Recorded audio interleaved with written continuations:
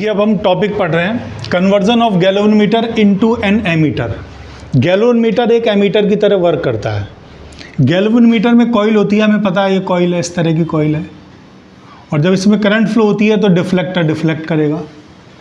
अब मान लीजिए वो डिफ्लेक्टर जो है, ये गैल्वेनोमीटर इस तरह में डिफ्लेक्टर होता है, ये ऊपर जीरो होता है, इधर भी कुछ पॉइंट्स होते हैं, इधर भी कुछ पॉइंट होते हैं। वो डिफ्लेक्टर अगर पूरे एंड पे आ गया, बिल्कुल कॉर्नर में आ गया, इसका मतलब ये मैक्सिमम करंट इतनी फ्लो इसमें से हो रही है, इसको कहते हैं फुल डिफ्लेक्शन करंट। जिस पे डिफ्लेक्शन फुल आ जाता है उसको IG से डिनोट करते हैं, फुल डिफ्लेक्शन करंट कहते हैं उसे। अब मान लीजिए उसमें फुल डिफ्लेक्शन करंट फ्लो हो गई, तो मतलब फुल डिफ्लेक्शन पे आ गया वो, इससे ज़्यादा करंट वो अब जो है मेज़र कर ही नहीं सकता।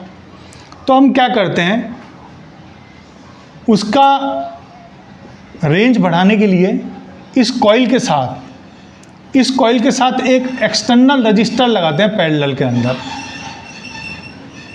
जैसे मान लीजिए गैल्वेनोमीटर है और एक रजिस्टर अलग से आपने पैरेलल में लगा दिया,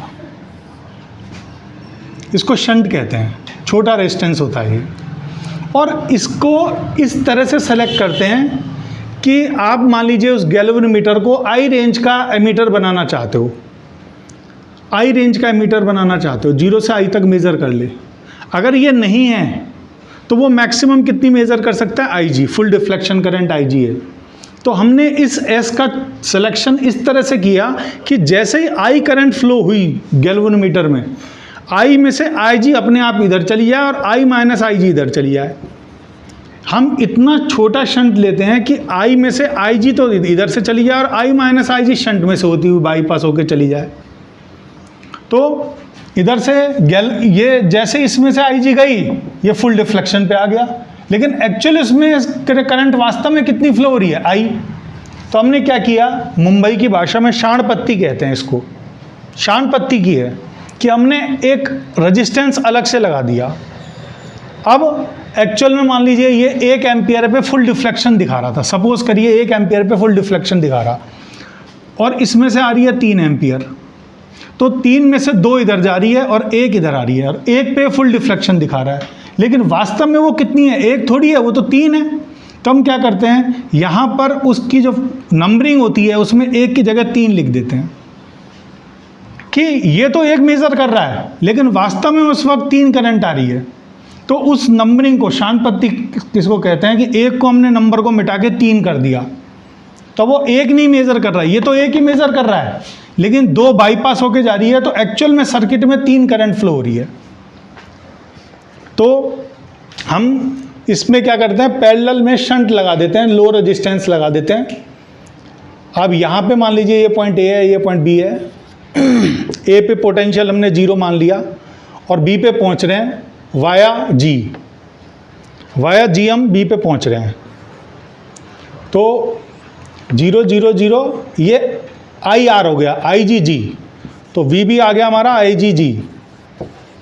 IGG, और वाया S पहुँचेंगे तो ये आ जाएगा I minus IG into S, VB हमारा आ जाएगा I minus IG into S।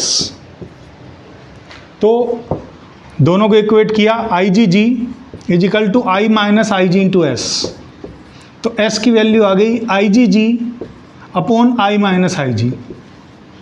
इसका मतलब अगर कोई गैल्वेनोमीटर जिसका रेजिस्टेंस G है और उसमें फुल डिफ्लेक्शन करंट IG है और उसको आप I रेंज का एमीटर बनाना चाहते हो, तो उसमें शंट हमें जो लगाना पड़ेगा वो IGG upon I minus IG select करके लगाना पड़ता है।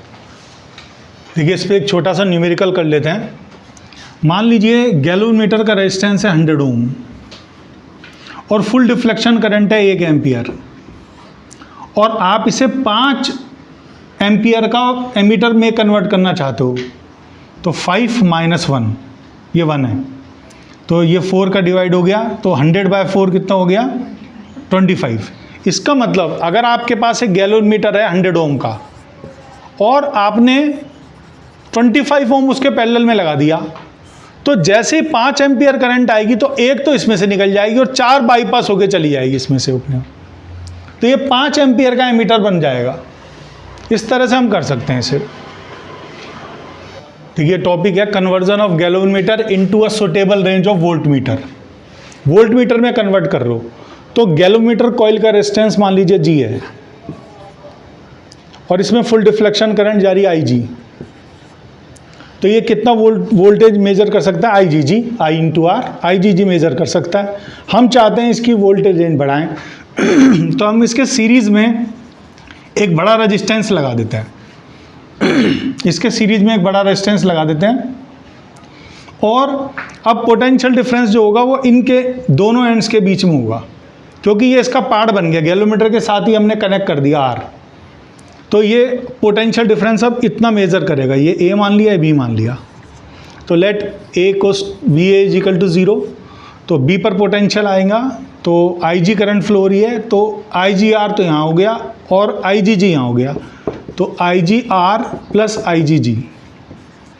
In the direction of current बोले तो नेगेटिव, और डायरेक्शन के अपोजिट चलेंगे तो पॉजिटिव आएगा, तो यहाँ से यहाँ जाएंगे तो IGR आएगा और यहाँ से यहाँ जाएंगे तो IgG आएगा। ये क्या हो गया? VB। तो पोटेंशियल डिफरेंस कितना हो गया? पोटेंशियल डिफरेंस हो गया IgG प्लस IGR। अगर हमें ये इजी वे है याद करने के लिए, लेकिन अगर हमें R की वैल्यू पूछी हो तो यहाँ से हम R निकाल सकते हैं, IGR is equal to V minus IgG, तो R इज इक्वल टू आ गया V minus IgG upon IG। ये R का फार्मूला हो गया।